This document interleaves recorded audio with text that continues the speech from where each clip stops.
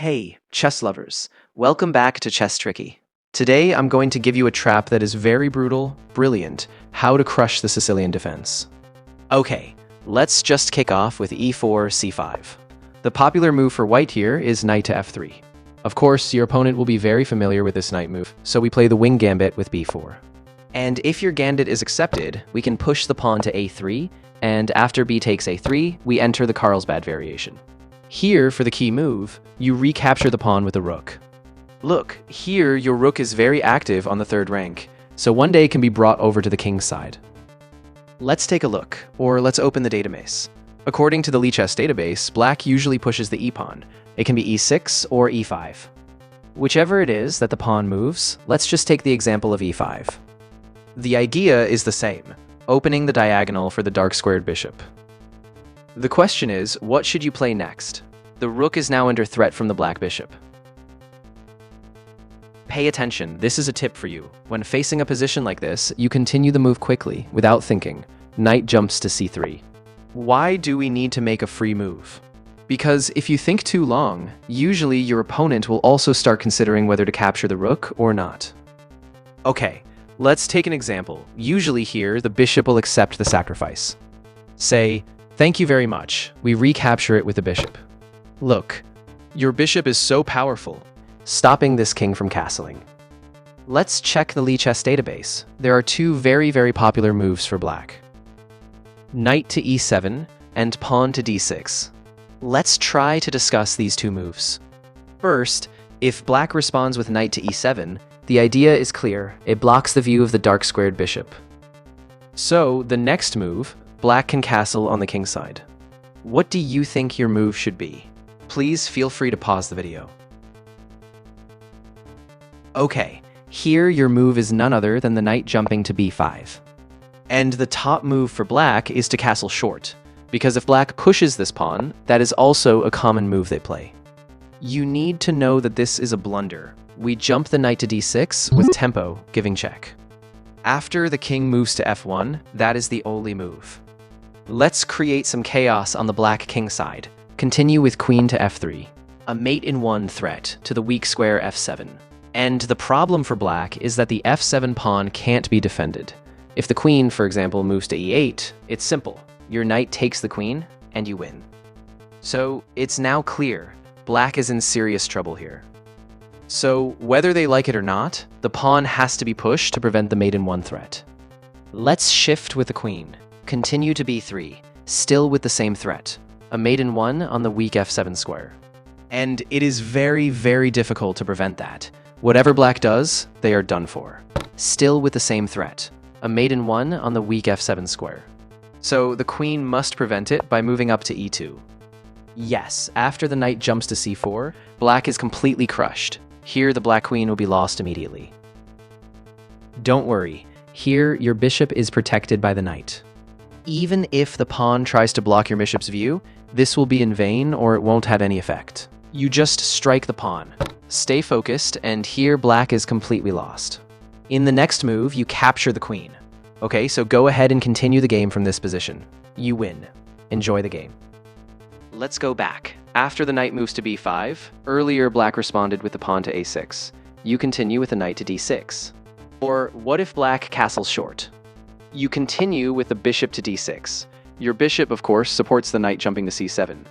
The threat is that the black rook will be lost. So the knight must jump to a6, controlling c7. In fact, according to the database as well, I also often see that black continues with the pawn to a6, attacking the knight. You don't need to continue with the knight to c7 attacking the rook, because the rook on a will simply come up to a7. So your move is the bishop to c7. You attack the queen, and once the queen moves, you continue with the knight to d6. Black is finished. What if here black doesn't push the pawn? In that case, you continue with the bishop to c7, and that can be followed by the knight to d6. But the top move is the knight jumping to a6, controlling the square c7. Then you continue your normal development. For example, the bishop moves to c4, putting immediate pressure and creating a strong threat in the position. Here, black is in trouble. Both knights are stuck. The knight is pinned, and the queen's knight must control c7. And if the queen moves even a little, then the knight is lost.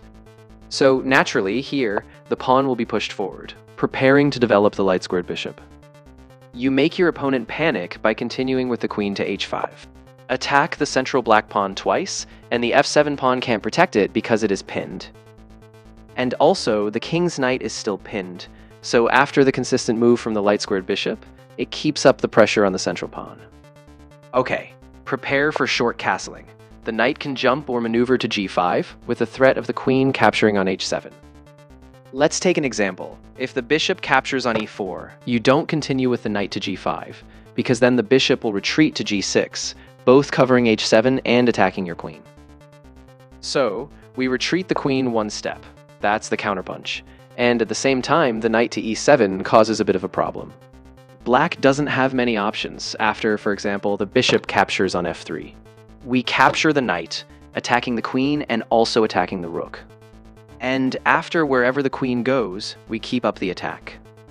There are 3 threats at once, so wherever the queen goes, for example, it supports the bishop on f3. We capture the bishop. Once the queen recaptures, we save the rook.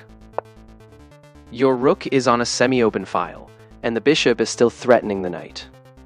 So, have the knight save itself. It goes wherever it needs to. Feel free to pause the video. What's your next move? Let's go, rock and roll. The king moves, and the queen takes on h7. Checkmate. And if the king captures the rook, check. Only move. Check. Only move. Check. Only move.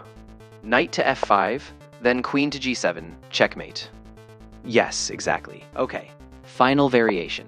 e5, c5, b4 takes, a3 takes, and then e5.